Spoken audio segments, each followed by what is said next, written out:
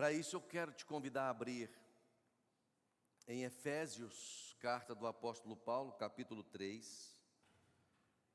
Efésios, capítulo 3. Nós leremos versículo de número 20 e o versículo de número 21. Efésios capítulo 3, versículos 20 a 21. Esse texto aqui é o final da oração do apóstolo Paulo, e o texto diz assim: toda a glória seja a Deus, que por seu grandioso poder que atua em nós, é capaz de realizar infinitamente mais do que poderíamos pedir ou imaginar. A Ele seja a glória na igreja e em Cristo Jesus por todas as gerações, para todos sempre. Amém. Muito bem. Acredito eu que praticamente todos nós, vamos dizer assim, já se sentiu frustrado em algum momento por orar e não ver uma resposta. Às vezes por clamar e pedir a Deus uma intervenção, e de repente você não vê nada mudando, digamos assim, né? Não vê nada acontecendo. E o fato, queridos, é que nós vivemos um tempo em que, por vezes, as orações são desacreditadas. Às vezes a gente ouve, escuta, né, frases mais ou menos assim: poxa, eu orei, mas não aconteceu nada. Ou eu tenho orado e parece que as coisas não estão mudando, a gente não está vendo nada acontecendo.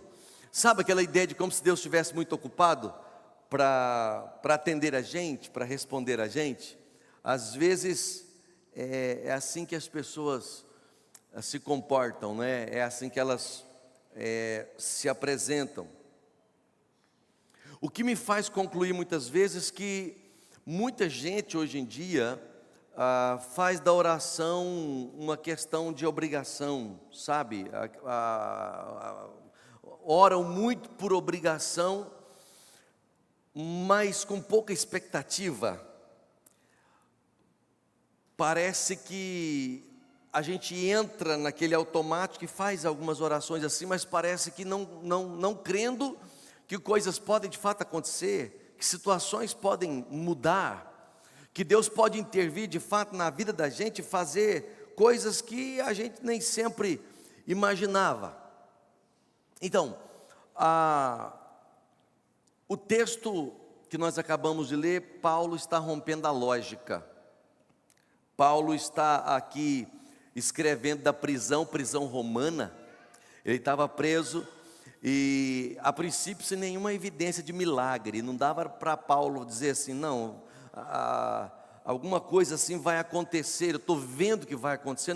Não havia expectativa ali ao seu redor. E ainda assim Paulo faz uma declaração de que Deus podia fazer infinitamente mais do que a gente pede e do que a gente pensa. É exatamente isso que eu quero falar com os irmãos um pouquinho nessa manhã. Deus é maior do que as nossas limitações. Deus é muito maior, óbvio, do que as nossas limitações. O versículo 14 até o versículo 19 é uma oração de Paulo, né, iniciada, que conclui com o texto que nós lemos, com o versículo 20 e o versículo 21. E Paulo, nesses versículos iniciais aqui, verso 14 em diante, ele vai falar sobre a força interior do Espírito Santo em nós. Ele vai falar sobre o Cristo que habita em nós, né? Ele vai falar também acerca de um amor que está enraizado em nós, fundado em nós. E o verso 19 desse texto, Paulo vai falar o seguinte, verso 19: que vocês experimentem esse amor. ainda que seja grande demais para ser inteiramente compreendido, então vocês serão preenchidos com toda a plenitude de vida e poder que vem de Deus. Depois de fazer isso, Paulo então conclui essa doxologia, essa palavra final de exaltação, né? De glorificação ao nome do Senhor Jesus. Uma coisa importante aqui, queridos irmãos, para o início da nossa fala, é nós percebermos que havia nessa realidade aqui de Efésios um paganismo muito grande. Havia culto a uma deusa chamada Ártemis, ou Artemis, como alguns dizem. Havia o culto ao imperador. O imperador romano era de uma cegueira espiritual muito grande. A igreja era pequenininha, o cristianismo era minoritário, era um povo muito pequeno e num contexto de muito desprezo. E aí então o apóstolo Paulo escreve para um povo que sofria para manter a sua fé. E nos capítulos 1, 2 e 3, a gente tem, olha que coisa maravilhosa, Paulo começando falando sobre a eleição, falando sobre a escolha, né? Sobre a adoção, sobre a redenção do seu povo. Isso no capítulo 1, ele começa desse jeito, falando que Deus nos escolheu antes da fundação do mundo, nos redimiu. No capítulo 2 ele vai falar que a salvação, ela é completamente pela graça de Deus. Na sua bondade Deus vai lá e nos escolhe como um povo, nos chama, nos separa para Ele mesmo. E depois, no capítulo 3, que foi o capítulo que nós lemos, Paulo vai dizer que havia uma unidade entre gregos, gentios, né? E os judeus. Por causa de Cristo Jesus, Deus une as pessoas, Deus salva essas pessoas e coloca elas no mesmo caminho, viver o mesmo processo. Depois disso, Paulo faz então um convite para a gente viver e experimentar uma fé sobrenatural, uma fé que nos leva a gente a experimentar coisas, mesmo em circunstâncias muito difíceis, que não são tão diferentes assim da vida de muitos nos dias modernos. Gente que passa por muita luta no campo das ideias, na mente. Somos chamados então, em primeiro lugar, para perceber um Deus que é poderoso para realizar infinitamente mais. É isso que diz o verso 20 de Efésios 3.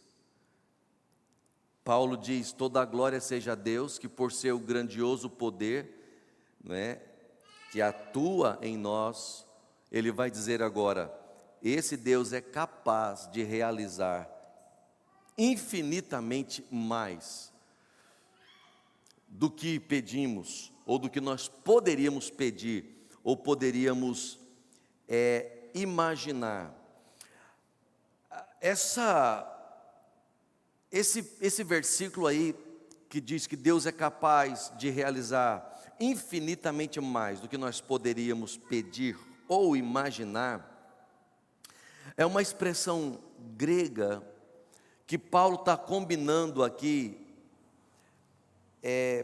prefixos, que significam literalmente isso aqui, ó, muito além de extremamente mais do que. É como se Paulo tivesse criando uma palavra nova para expressar algo que a gente não pode imaginar. E aí então Paulo estaria dizendo assim, ó, você pode pedir muito, só que Deus pode fazer ainda mais do que você pediu. É como se Paulo estivesse dizendo assim, ó, você pode imaginar soluções Só que Deus pode criar outras soluções que você nem pensou. Então Ele está dizendo, nós precisamos crer num Deus que faz infinitamente mais. E não é uma questão de retórica, um discurso vazio do apóstolo Paulo aqui, queridos, porque Paulo estava na cadeia, Paulo estava sem pregar, Paulo estava aqui sem milagres visíveis. Nesse contexto, Paulo diz: é preciso crer no impossível, é preciso acreditar no impossível.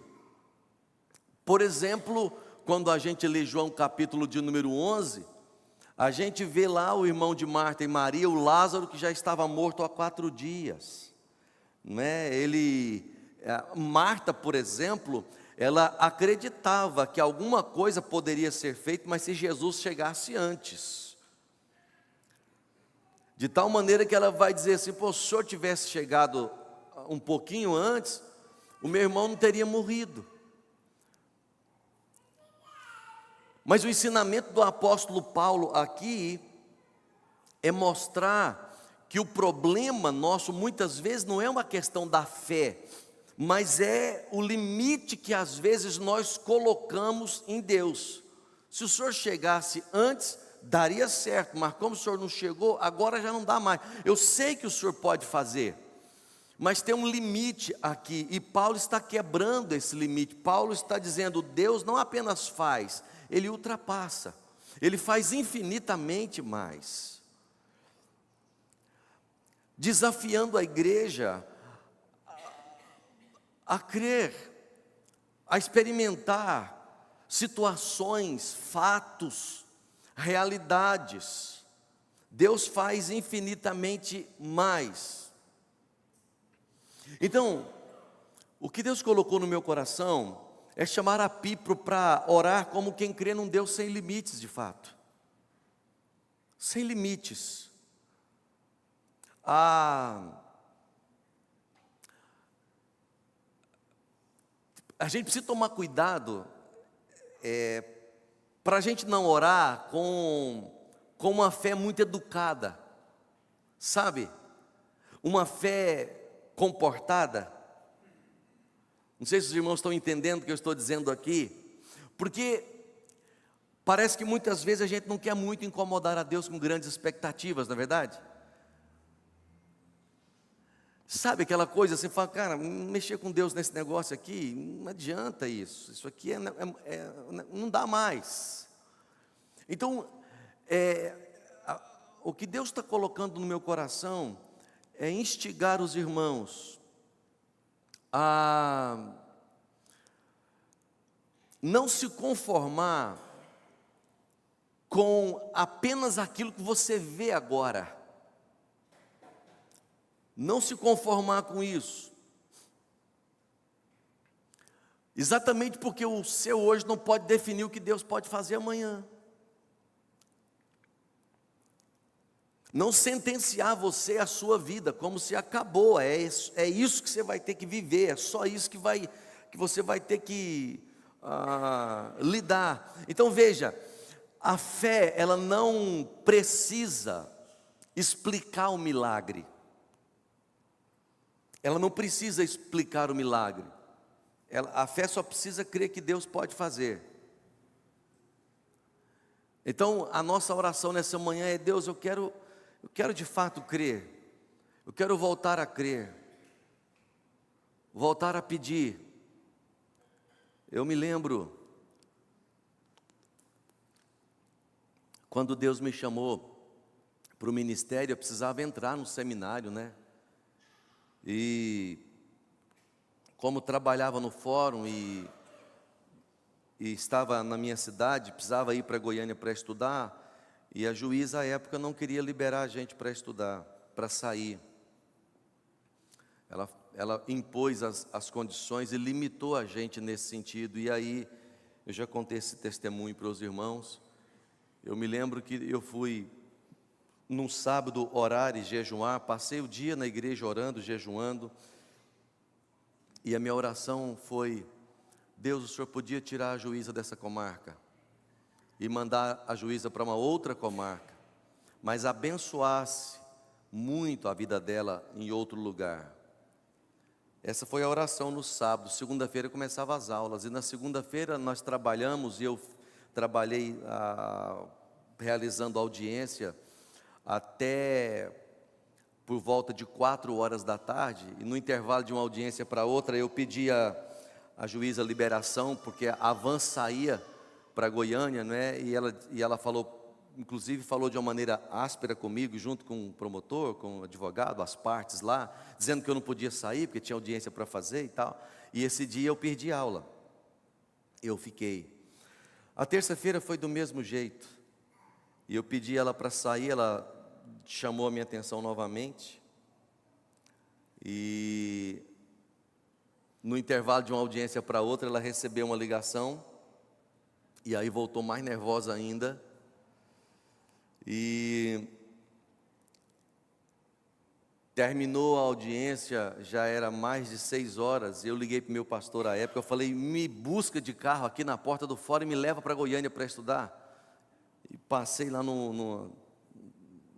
comprei um caderno e uma caneta, e ele passou, e eu, do jeito que estava eu fui, perdi a primeira aula lá, estudei e vim embora. Quarta-feira de manhã, uma ligação da corregedoria, corregedoria, não é? Porque a procuradoria é Ministério Público, né? Da corregedoria, se eu não estou enganado, ligando para passar um fax, era um fax, passar um fax, e passou o fax, eu recebi o fax, e aí por ordem do desembargador tal, acho que era o xerife Abrão à época, e dizendo, sem motivo justificado, a doutora tal foi transferida da comarca para a comarca de Paranaiguara, sem motivo justificado. Pronto, eu peguei aquele negócio, a hora que eu peguei aquilo, eu não estava nem crendo, não, já tinha, no sábado, e ela foi embora, e eu fui estudar, e aí veio uma juíza, aí fui conversar com a juíza era presbiteriana, da igreja presbiteriana Maranata, em Goiânia, o pai dela era presbítero lá, enfim, estudei, fiz o curso, depois ela foi embora, veio um outro juiz, esse juiz era pastor, e assim, isso foi um detalhe de muitas outras coisas, mas nós precisamos aguçar o nosso coração, para a gente não ficar querendo explicar, preocupar com explicar milagre, a gente só precisa crer nisso. Uma segunda verdade aqui no texto é que o poder de Deus atua em nós. O versículo 20 de Efésios 3 diz, por seu grandioso poder que atua em nós. Deus faz infinitamente mais do que as coisas que nós pedimos, do que aquilo que nós podemos imaginar, por meio, diz o texto, né, ou por seu grande poder que atua em nós.